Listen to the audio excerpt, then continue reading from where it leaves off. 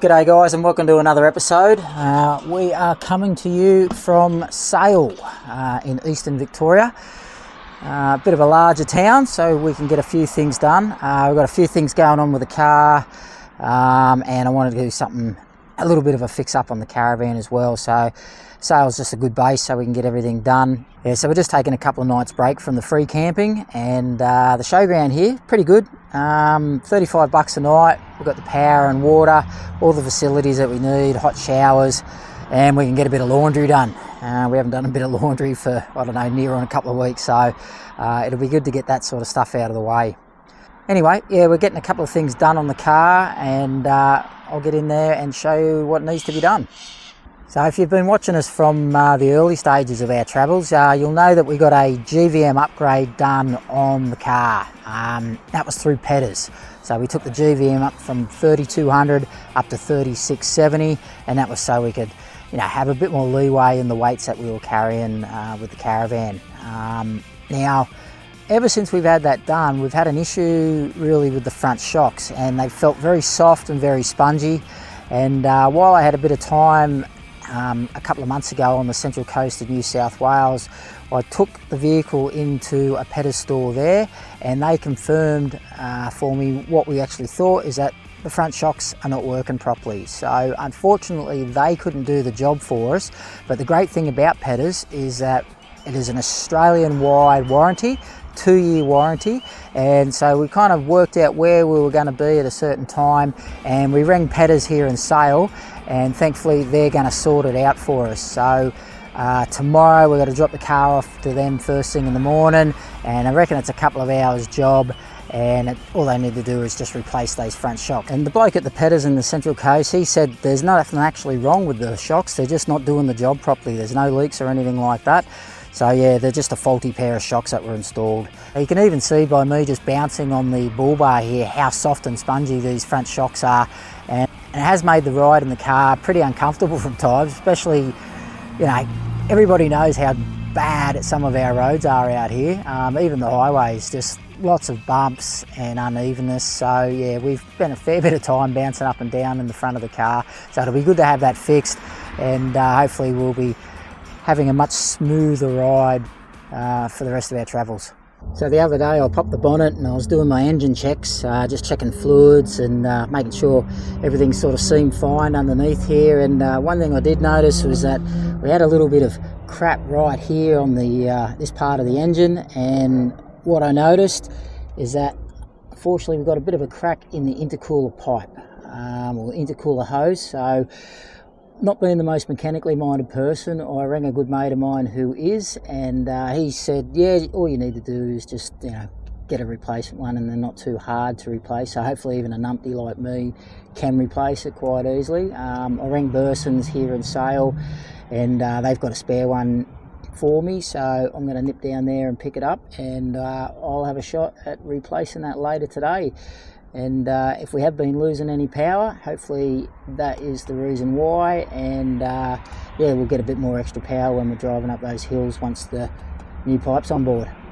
Alright, well I've been to Burson's, got me my new hose, so let's see how it goes. It's just amazing how much it really expands when they heat up, so yeah, it's I think it's going to be trickier than I anticipated to get it on. But the only way you learn is to give it a try. So let's see how we go.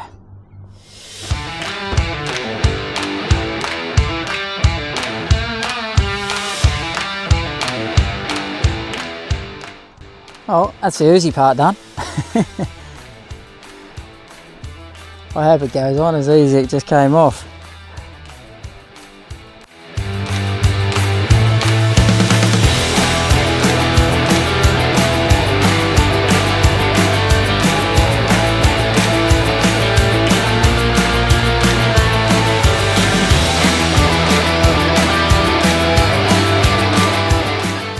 Right, it looks like I'm done. I'll start up the car and give it a run, I reckon, just to make sure there's nothing.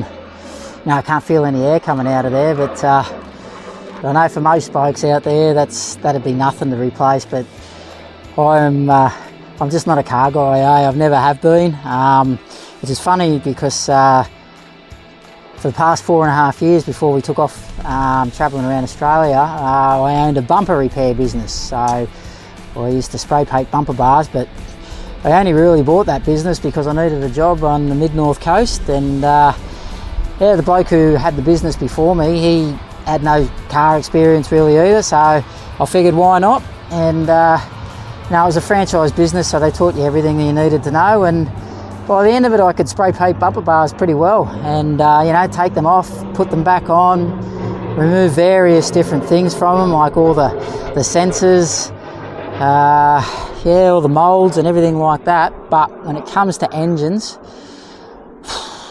yeah, all goes over my head every time someone tries to explain them to me. So anyway, we'll start up the car, make sure that it's all working well first, and then maybe I'll high-five myself after that. Well, I think it's success. You know, you can see the old one there. Yeah, look at that, nice decent crack in it. So might have been losing a little bit of power from the turbo because of that. So that should fix any issues that we got. A bit more of a close-up look at the new one. I'm pretty happy with that. This has been a big week for Vicki. This is her first week of starting university. Yep, doing some further nursing qualifications. So yeah, having a few years out to travel and things, I'm not doing as much work as we normally do. So yeah, I thought I'd take the opportunity to upgrade the qualifications, which will open up some sort of new work possibilities after we finish, or even while we're travelling. And yeah, just a good thing to keep my brain active as well, and keep myself up to date with, you know, my career. And yeah, with Starlink and things, it's easy to stay connected now, so hopefully shouldn't have too many issues keeping up with it. And yeah, just doing it part-time because I want to enjoy the travel as well, so don't want to be sort of just feeling like I'm still doing completely normal life, but at the same time don't want to just not do anything for 2, 3, 4 years, who knows. So yeah, a bit of part-time study keeps the brain active, and yeah, there's only so many books you can read, so I think it's probably doing something useful. True, and come out with a better qualification and something extra in the future, eh? Yeah, exactly.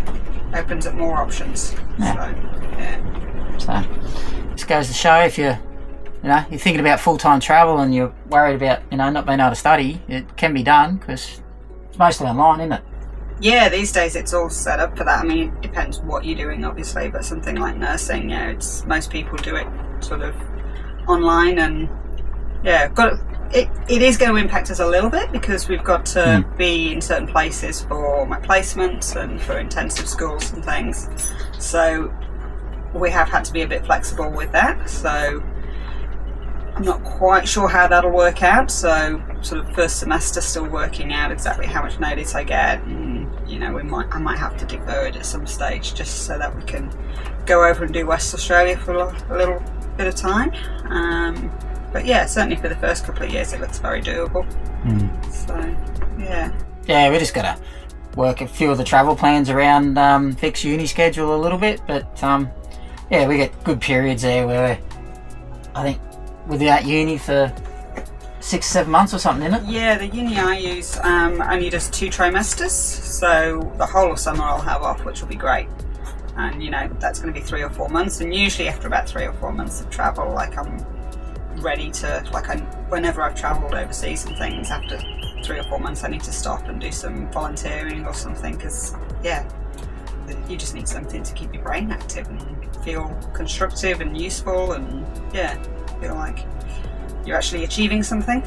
So, you know, travel's great, but yeah, I think this is the difference between travel and holidaying. It's like you still need your life to continue, you still need to achieve your life goals, and yeah, you just don't have to be doing it staying in one place all the time. So yeah. There you go.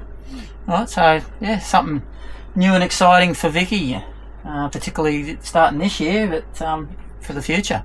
Yep, gives me something to do while you're doing all your videos too. Exactly. There you go. That's what I'm in charge of. That's my thing. Right, so I'm on my way down to Pettins. I am absolutely pumped to get this sorted out. As much as we needed the GVM upgrade dealt with towing with the caravan, it has been pretty uncomfortable since we got it done. Like the front suspension, as I mentioned, has been very soft and very spongy, and we've just felt every single bump, every single unevenness on the roads, and it'll just be so good to have this sorted out and yeah, have a much more comfortable ride as we're cruising around. So it's only meant to take a couple of hours. They've just got to change the shocks out, so yes, should be good. Anyway, we'll check back later this afternoon once it's been done. Down to Pettins and picked up the Ranger. Probably took them about 2.5 hours to do the work, and they've fully replaced the shocks now. And just from the initial 1 kilometre drive back to the campground, it feels a hell of a lot better. The softness is gone, the sponginess is gone, but after lunch I think we'll take it for a bit more of a spin and just make sure that everything is sweet.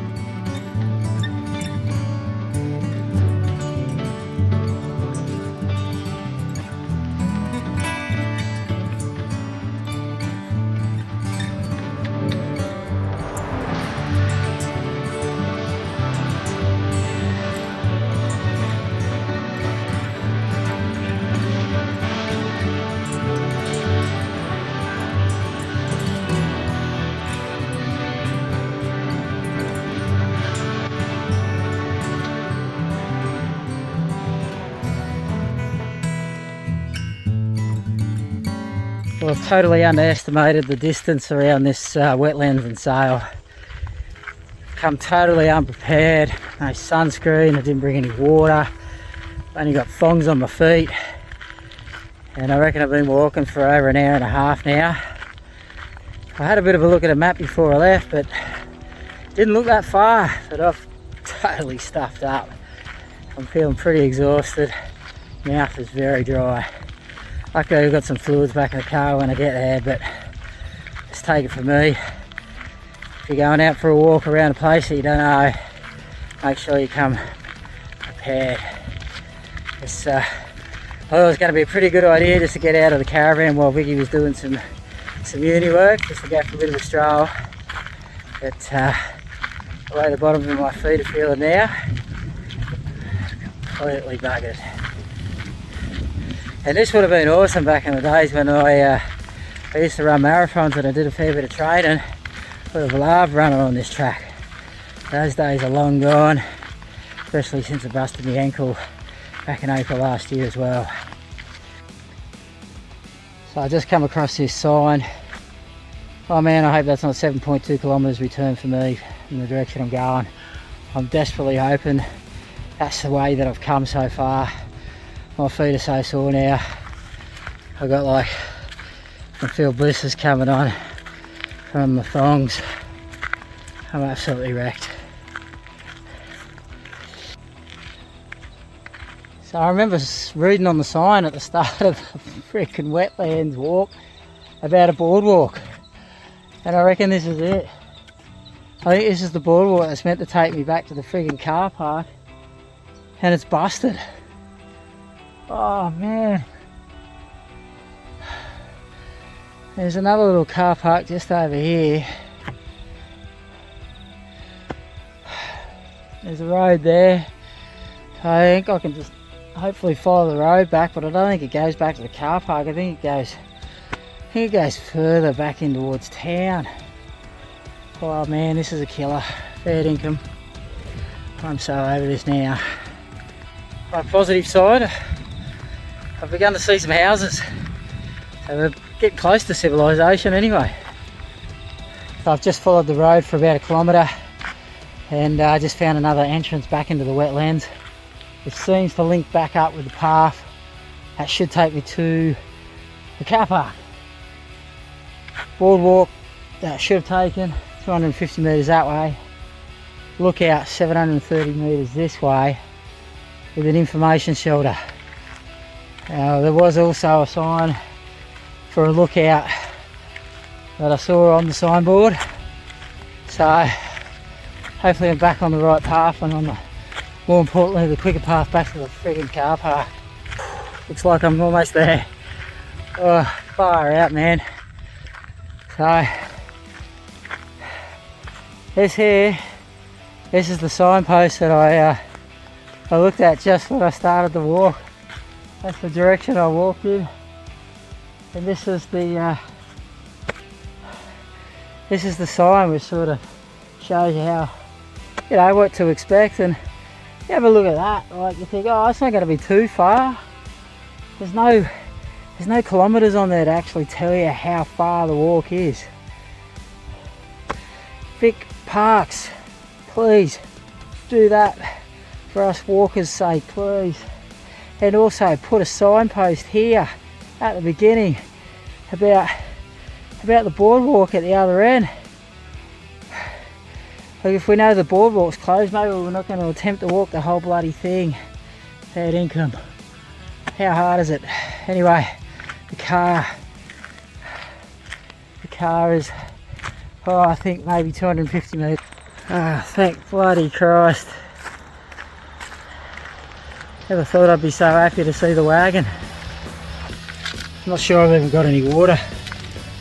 Oh, nah, empty water bottle, but bugger it. Ginger beer, diet ginger beer, that'll friggin' do me.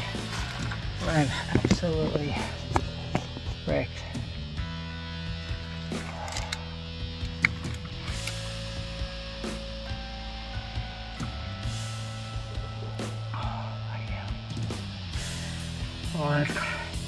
That's about 3 hours of walking. Normally 3 hours, yeah, you're alright. When you're prepared, you've got your water, it's not too hot, you've got proper shoes on. But yeah. Oh man. Anyway, that is a massive lesson learned for me too.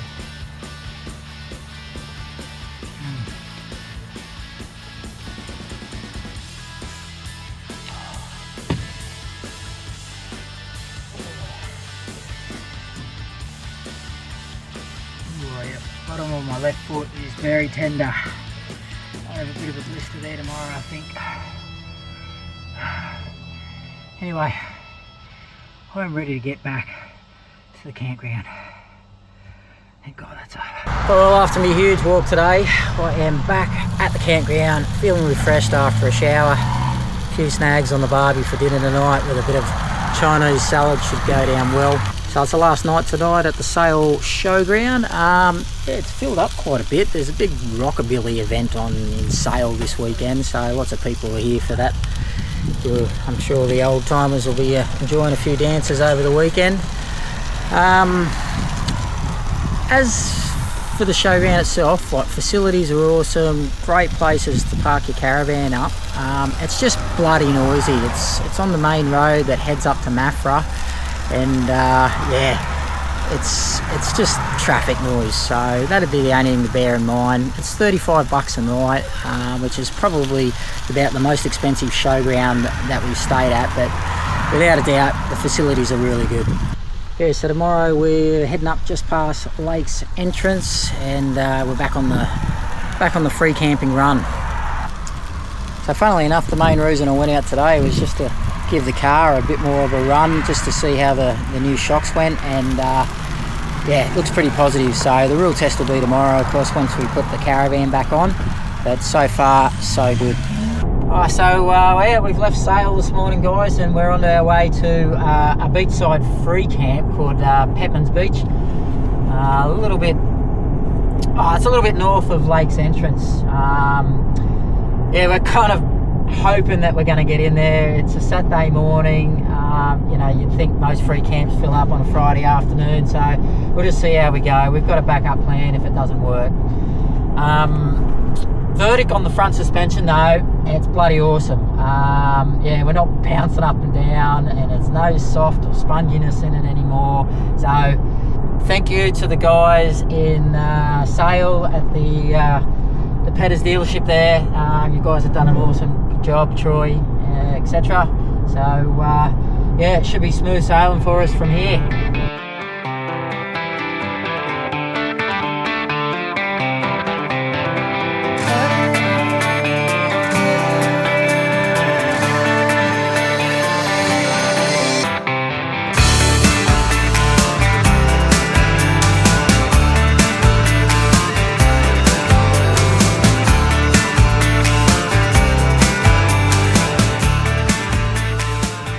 The road in hasn't been too bad, a little bit corrugated in places, a few potholes, but yeah, I reckon you could easily get a semi-off-road caravan down here. So now we're just keeping our fingers crossed that there's actually some places where we can get the caravan into for a couple of nights stay, so we'll see how we go.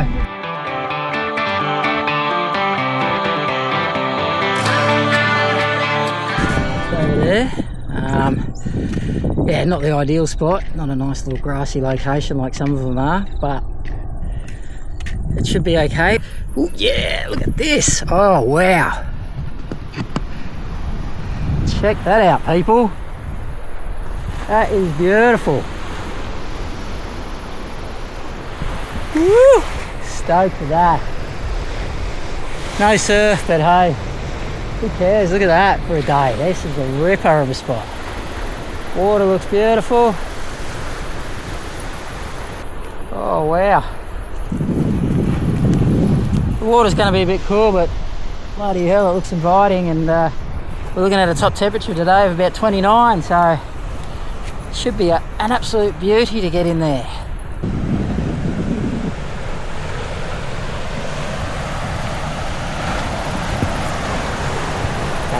Apparently pretty good for fishing around here. Where these guys set up, look like they're set up to catch up something big too. Neat. No fishermen. Worst fisherman I've ever met. Unless you got a spear in here. Well, I'll get under the water, that's okay, that's not fisherman, that's spear fishing. Anything with a line in it, I am friggin' hopeless.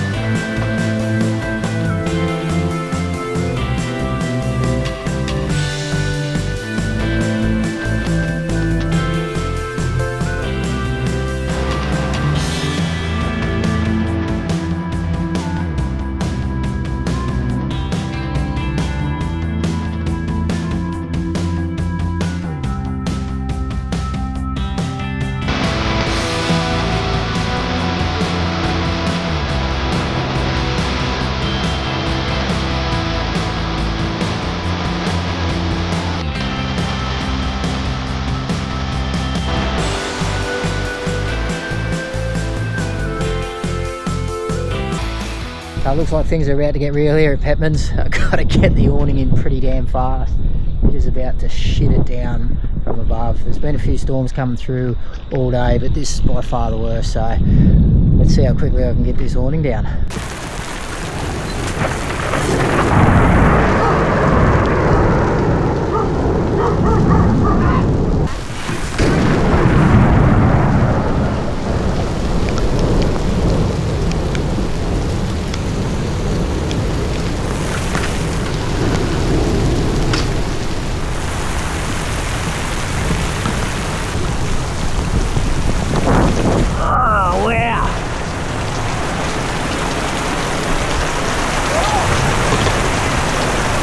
Well, that was pretty intense.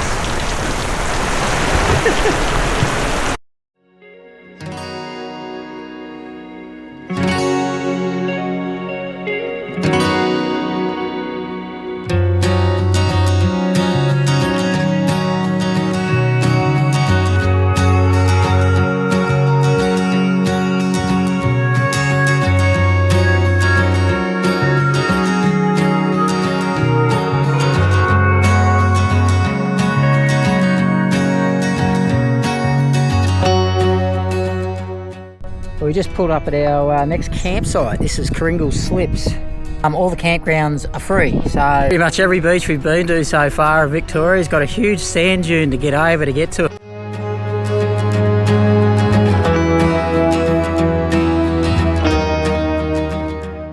If that's not a feast for a king, I don't know what is. That's unreal.